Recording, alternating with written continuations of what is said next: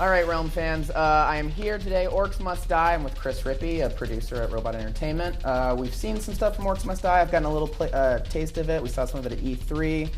Here we are, hands-on. Let's do this. What do you say? This is a level we haven't shown before. This is called Hard Climb. It's probably in the third act of the game, so pretty deep into it. Okay. But if you haven't played Orcs, or you don't know anything about it, essentially you have a rift, these blue things, and you're trying to protect them from a series of enemies that are coming from one end of the world to another end of the world trying to get to the other side. Right.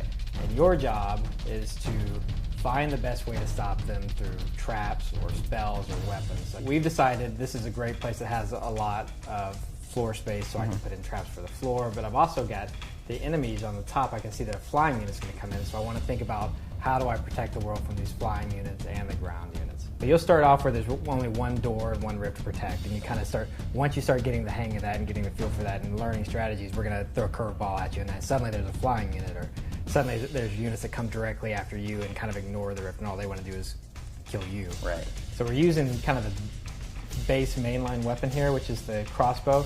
All of our weapons have two different modes to them, so like you can do a left or a right click is what we call it, but he can do his normal shot, and then with a left trigger he can zoom in with a left click and do stuff like headshots. With the the fireball, you can drop it on the ground also and do a wall of fire. There's a lot of cool different ways to fight. The game is really set up to play in your favorite style, so you've got a really cool chance to set up a strategy and set up your traps. But then you can also, once your traps start kind of failing, you go in there and decide when to mix it up. And that's been one of the really fun, cool challenges of the game. From a gameplay perspective, it's kind of cool. You know, it's an entertaining game just to watch too, because in the office we all tried it, right? And so everyone in our office was like, "Oh, I'm going to try it this way." And watching the differences in gameplay style was pretty interesting. What we're going for here is that everybody kind of has a different way that they play the game, and they can talk about it. It's like, "Oh, I did it this way. How'd you do it that way?" Plus, it adds to the depth of the game. We have a couple of different systems in the game where we're keeping track of high scores, and we reward players for combos. And so you always want to kind of go back and try different ways to try and get higher combos. Cleared the first wave, sort of a breathing period here to get ready for the next. Right. Yeah, so what we have here is, this is what we call the go break. So now he can kind of take his time, think about his strategy. Right. But in the game we also have an upgrade system that we call the Weavers, and we'll pull that up. Okay. And what this is a chance for you to kind of extend the way you like to play. So these are tech trees, and you can decide, okay, I want to boost up my traps, or I want to boost up my spells and weapons. Now the character himself, he's, from what I was reading, he's a war mage, and it's like his main strength isn't so much that he was like the most powerful mage or the smartest, but just his enthusiasm for killing orcs beats everybody else. Yeah, exactly. He really loves this job. He's not really happy that he's there, but he likes to kill stuff, which is pretty funny. So there's an ogre. Slice that guy into ham. It's good to see enthusiasm in I'm not sure he directs it in the right way, but he's pretty funny. He's actually really funny to listen to. So there is definitely a story that's sort of progressing as you it's hardly a heavy-handed story, but it does. We have a couple of cool cutscenes where we introduce what's going on in the world, and it's just enough to kind of pull you along if you're interested in that. But you see he's getting headshots there, and in the corner you saw, I don't know if you saw, the kill streak pops up. So he's got a kill streak 6, and all of that is giving, the higher your kill streak, the more cash you're going to get per kill. You see he gets a 100 bonus there.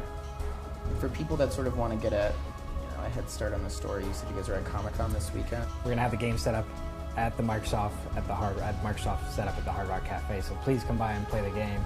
We also are releasing a comic that gives you the backstory of the game. So combos is another really big part of the game. A combination is when you use a trap or a spell or a weapon to feed off another trap, spell, or weapon, and we reward you with points. That's kind of how you start bumping up the leaderboard. But there are cool ways where you can kill one orc with about 5 or 6 different traps. So like you can flip him against a wall, which lands into a grinder, or another push trap, which pushes into acid, which gives you that cool boost there. Rube Goldberg style. Yeah, you can make a really cool mousetrap. I think the highest I've seen is an 11 combo for one kill, which is really cool.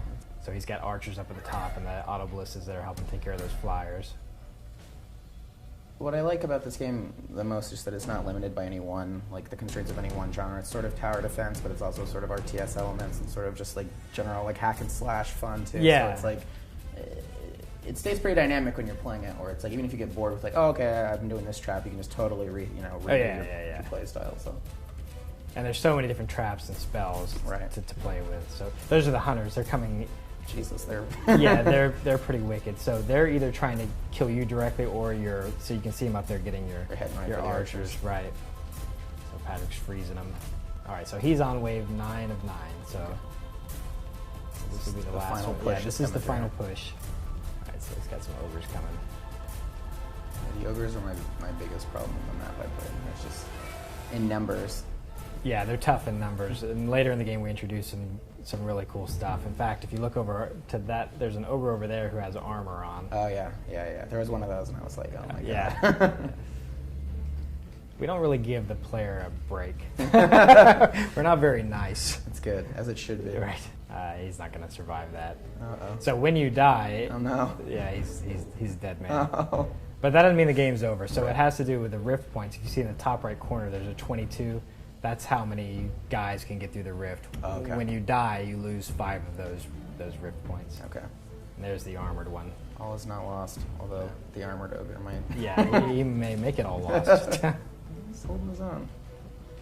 Yeah, having that paladin back there helps. Yeah. Well, it's a game that's definitely be awesome. I hope to see a lot of videos on Realm with people doing their own play styles. And, Yeah, that'd be awesome. Checking that stuff out. It's coming out very soon this summer. Yeah, it's still the summer. PC, we'll look for it on Steam and maybe some other places. Yep. Xbox Live Arcade this summer. Yep. And PlayStation Network, correct? Maybe one day. Okay. Yeah. All right, very, very, very cool. If you're at Comic-Con this weekend, swing by, grab a comic. Yeah, please come see us. Check it out.